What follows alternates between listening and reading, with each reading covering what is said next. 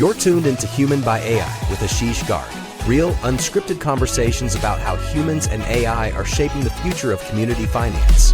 Grab your favorite drink and let's dive in.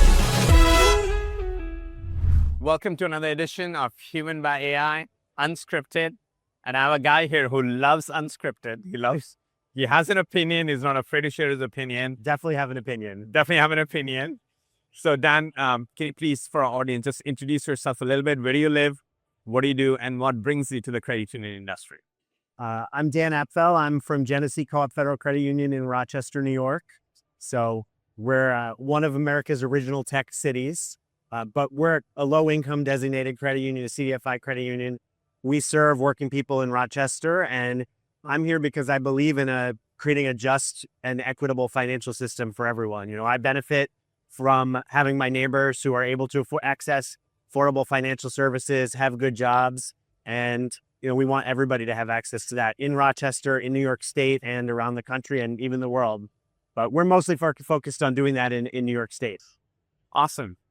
And Dan, another thing I'd love for you to talk a little bit about this designation called CDFI. Yeah. Most people actually don't know about this. So can you tell us what exactly is it and how do you really work with your communities?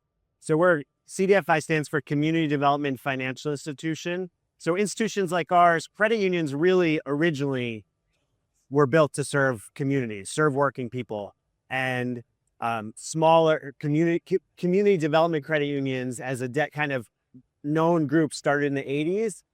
But us and other institutions like us in banks and loan funds advocated for the Treasury Department to certify us and create grants to help us serve low-income people, help us grow, serve more people in the 90s.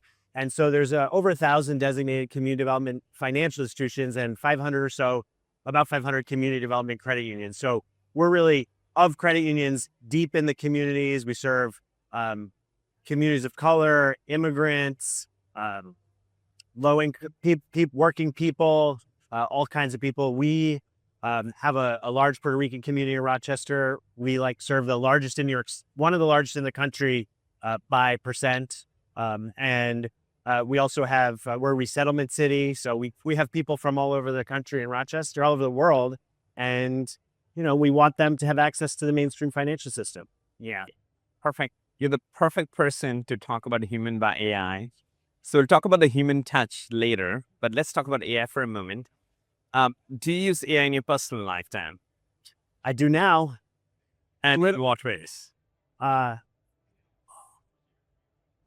been using Claude Code. Yeah, I have. I've been. I have a lot of critiques of technology companies of different kinds. So I want to have an energy efficient life. We got heat pumps, and the heat pumps don't always work the way I want. So I've been trying to get them to do some reporting using Claude Code. I am not a coder, but I know enough that I can do a little vibe coding and kind of understand it, correct things. So doing that, use it to help plan a vacation, some things like that. So I think planning a vacation comes up very frequently. yes, it does. But vibe coding the heat pump to give you data has never come before. Yep. I I have learned about GitHub and some Git trees and things, so I'm only took a few hours. That's awesome. So now let's talk in the context of credit unions and the impact that AI is about to have, either large or very profound. From where you sit, Dan, as a CEO of your credit union, what are some of the areas you feel a credit union, especially yours, a CDFI credit union, can really take advantage of AI? I think the big thing for us is it's the same thing as before AI. We want our people to focus on serving people and building relationships. And so I think the AI hopefully can help us do the tasks that otherwise we're doing manually or we're doing, that don't add value in and of themselves, and that the people can focus on the relationships. The other thing is I think I'm hopeful that we can have a better opportunity to offer products and services that the big credit unions, the big institutions can offer, because hopefully AI is going to enable us to access products at a lower cost than we would have before. So I haven't seen that yet, but I'm hopeful that's where it's going, because I want to be able to offer our members the best online, the best products, the best services, the same thing they can get elsewhere. And hopefully it drives an ecosystem that's beneficial to the small credit unions, to new players, not just the large incumbents. Yeah, I absolutely love that. And part of my thesis is AI could be a great equalizer. I hope so. Yes. But it also could be a great divider. So we're working on it being great equalizer. And we're very concerned about income inequality, and I'm hopeful that we can make AI benefit everybody. I think the possibility is definitely there, but we do worry about the energy costs and the possibility of an increasing inequality if it's done wrong. Yeah, I think, and very well said. And another concern people have is, what is AI going to do to our jobs? Right? Especially where I come from, Silicon Valley, a lot of companies announcing that, hey, a lot of the coding, the software development piece, shall be done either vibe or non-vibe by AI completely, right? So there's, especially where I live in the Silicon Valley, there's a lot of fear sort of about the massive job displacement this could lead to. But of course, a lot needs to get played out. So where you live in Rochester, New York, are you seeing some of these fears in the community, in your credit union, with your members, etc.? I think we are seeing them a little bit. Most of our members, it's the opposite disruption, as everybody, people talk about. It's a white collar disruption, and most of our members are blue collar. I see. It's not yet. Well, in the Bay, you have self-driving taxis, but we have a lot of taxi cab drivers and medical transportation, nurses, and it's not directly replacing them yet. I think there will be an impact. Credit union employees are worried about it. We're very proud to have a unionized workforce and have no intention of reducing the workforce, but I think we hope that we can leverage the AI to serve more people without having to grow. But honestly, I'm hopeful that it'll make it possible for us to hire engineers at some point. And with a couple engineers, we could do what a company was doing with 100 engineers, 10 years ago. So hopefully it democratizes the playing field. And I always dream of being able to make our own stuff, and I hope that we'll be able to do that soon. Yes. And when you say make your own stuff, are you thinking of even making heat pumps? No manufacturing. No manufacturing. But I did think about, I was like, can I rewrite the software for the for the thing? Because the mobile app is just not the way it should be. Right. So, I do think that we need to have faster release times and stuff. We're still somehow in the credit union world. I mean, AI is still really new, right? But we're stuck on the development cycles that are from 5 years ago. Let's switch topics, Dan, and talk about the human touch. I know you're a big believer in that, especially as a community development financial institution. The human touch matters a lot. So let's say AI, the promise of AI does start coming to fruition, and we have a lot more efficiency gains to be had with AI. What are some of the areas you feel that the human touch will continue to be very critical, if not become even more critical? Well, hopefully it will not be giving balances over the phone. But more seriously, I think it's, when looking at a loan and not just looking at the numbers, and we're very focused on a human collection and repayment process. And so it's not just what are the numbers, does the loan make sense, but actually building a relationship with the person that we're making a loan. So they understand what we need, we understand what they need. And we're like working together towards a goal. And I don't think we can replace that with AI. So those initial relationships that we understand who they are, there's a person who they can work with and understand their family.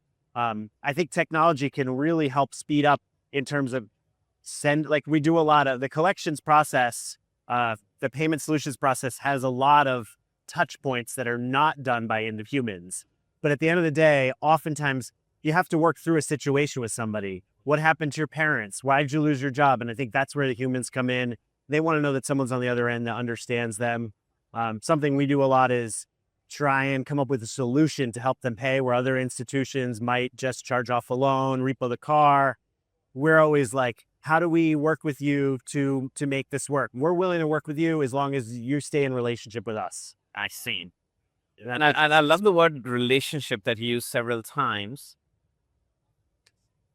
Why not create an AI bot that looks a little bit like Dan Apfel and have your members build a relationship with that AI bot? Like, why is it important to have a relation between a human and a human?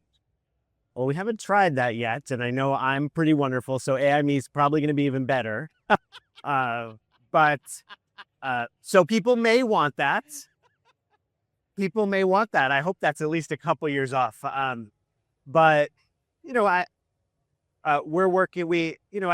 People, at least so far, people want to see and feel and talk to the person that they know and build a relationship. They like to come in and be able to, if they're having a problem, actually talk to someone in management that can help them solve a difficult problem in their life. And I think the AI, maybe I know at some point that it may change, but right now I still think seeing someone in the flesh and actually having them come in, even a phone conversation is not the same. Having them come in and being able to work through a problem, give them a hug sometimes, shake their hand, really makes a big difference in building that personal connection. Sometimes it's apologizing for what the AI did wrong or for what another person did wrong, or just sympathizing for their loss or the struggles they're going through. And I think that's something that's challenging. The expertise, I think, will become more and more, the technology can help replace the expertise or help substitute and support the expertise. And, I'm sure you're doing it. I'm doing it a little bit already. And so we hope that the human relationships is what's left, because without that, what are we here for? Yeah. Credit unions are all about that. And I think community development credit unions are even more about that. Yeah. I love that. It's really that. I love the analogy you used about that hug. A lot of times as humans, we communicate verbally and maybe in writing via text somewhat. But I think a lot of the communication amongst us humans, which really is about establishing trust, is non-verbal, non-written. Absolutely. We have build a rapport doing this, and it makes a big difference. I mean, one thing is we still have a lot of members who are very suspicious of technology. They don't want us tracking their data on their phone. And it's funny because they want us tracking them, right? They want me to know them and know where they live and share that I can park in their driveway when I go to the playground. Right? And they want me to know about their life, but they don't want, if they thought I was AI, now maybe at some point the AI will be good enough and people will get used to it. And it's certainly true for younger people, maybe for many of them. But I think there's something just different about being able to say, like, I knew you when you were a kid, and I know you now, and I can tell you about my kids. I mean, the AI it might know about my kids, but it doesn't know them and know them in the flesh and their whole personality. So I think that knowing people that way is still really important. Amazing. Wonderful, wonderful, wonderful. I have 2 young kids, 13 and 10. Then do you have any children yet? I do. They're 9 and 5. 9 and 5. Okay. So one of the things my kids and I, or at least my wife and I, we think a lot about is, in this new AI-driven world, what's the role of education? And also, what are some of the skills we want our kids to learn? I mean, being human and just being able to relate to other people, technologies make it, in the last 20 years, has made that harder and harder. So I think being able to do that is really critical, really important, at least for now. So, I mean, I don't have much of a crystal ball. I try not to predict more than a week in the future, a couple hours in the future. But I in a sense have the Silicon Valley mindset. I try not to have my kids interact with technology too much and try and build them a world outside. And I do think, aside from work, human enjoyment, like hopefully AI allows us to have more time in creative endeavors. AI can make art, but can it really enjoy the art? I mean, maybe not yet. So hopefully humans are really able, like being able to live without the technology and actually live is really important. Aside from work, I think something that I've noticed at the credit union is maybe our generation is like, I actually feel like I have a better handle on technology sometimes than some of the young people who came up with technology that was really easy. Yeah. Is that like, I like started on a 386 and had to, work with a command prompt. Not really well. I'm not an expert, but if I gave that to some, a 20-year-old now, they don't know what to do with it.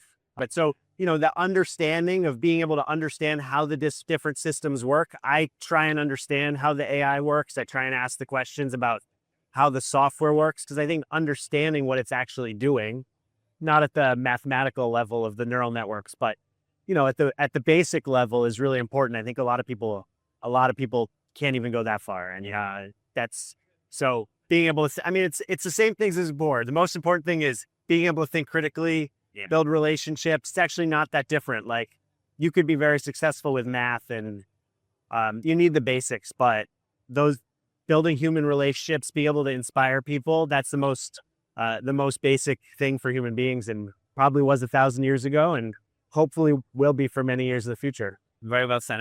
Really enjoyed the conversation, and I look forward to having you back. This is a very fast-changing field. Like you said, we cannot predict more than 2 hours into the future, so look forward to having you back, Dan. I hope you really enjoyed this. Thank you. I did. Okay, Fun. awesome. Thank you, sir.